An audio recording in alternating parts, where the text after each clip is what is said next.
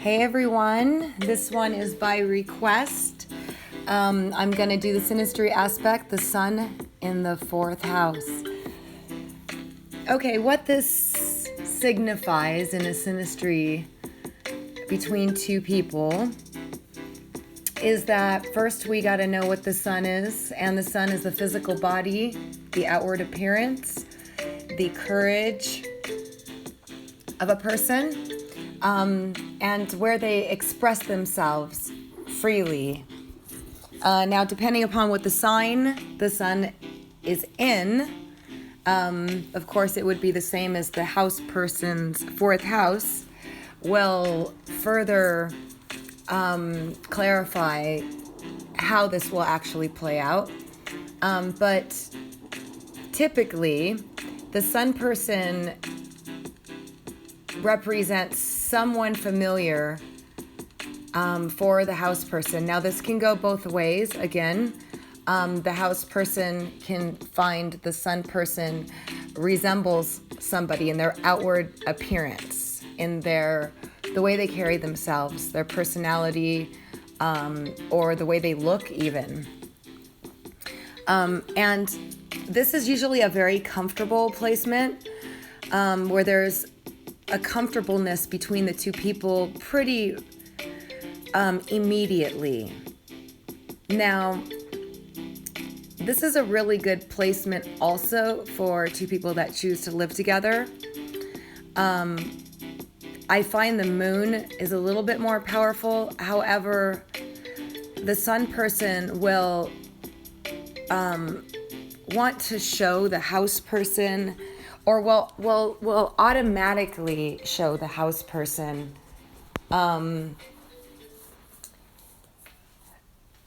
a warm and welcoming feeling just based on their personality, okay? They just get along rather with ease. Now, there are other aspects that you have to look at.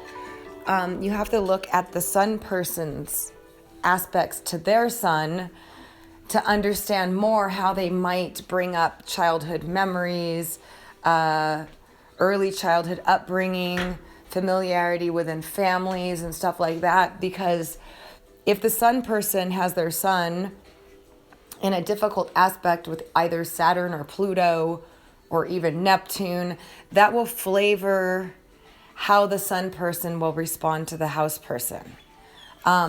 If it's squared by Saturn, they'll be more serious, pragmatic, and they will approach all the house matters, such as, being a sturdy, reliable, dependable person for the house person. And the house person, or the fourth house, is about our comfort, our security, our family, our early childhood, all that stuff. So when somebody's sun is placed here, the person can try to take charge in these areas, or will be maybe a more dominant force in the person's life in terms of their security, safety, also being responsive to their house person's emotional needs. The fourth house is an emotional house. It's the house of Cancer, which is about intuitiveness, security again, comfortability, family, all that stuff. So the sun is a vibrant force.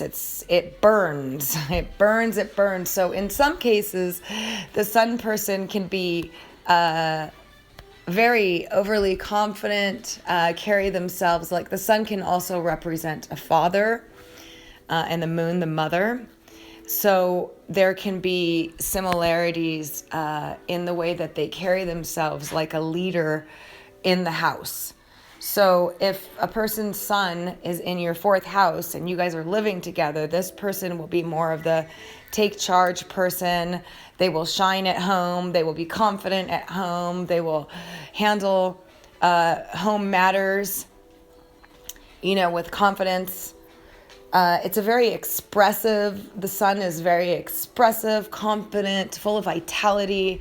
So this person will definitely impact the house person with regards to handling family matters, talking about family matters, helping them find solutions to these areas, as well as wanting to provide a home for the house person if this is a romantic relationship, and there's other aspects that apply, because one aspect in itself doesn't depict the outcome of a relationship or how it's going to be, but it does indicate that the sun person will be a force in the house person's life.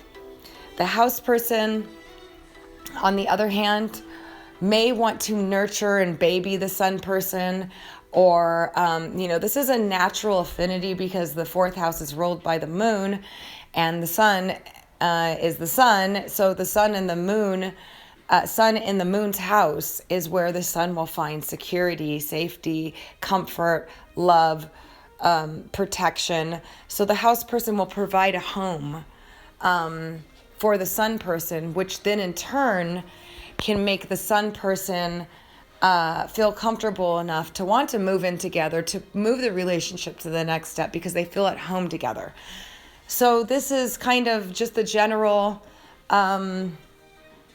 interpretation. You do have to look at all the other aspects in order to understand more about the relationship.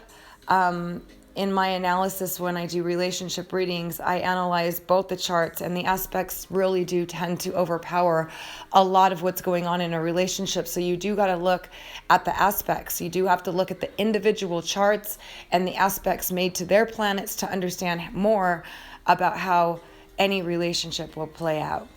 So thank you so much for listening. I hope you found this helpful, and I will be talking to you guys soon. Thanks so much for listening.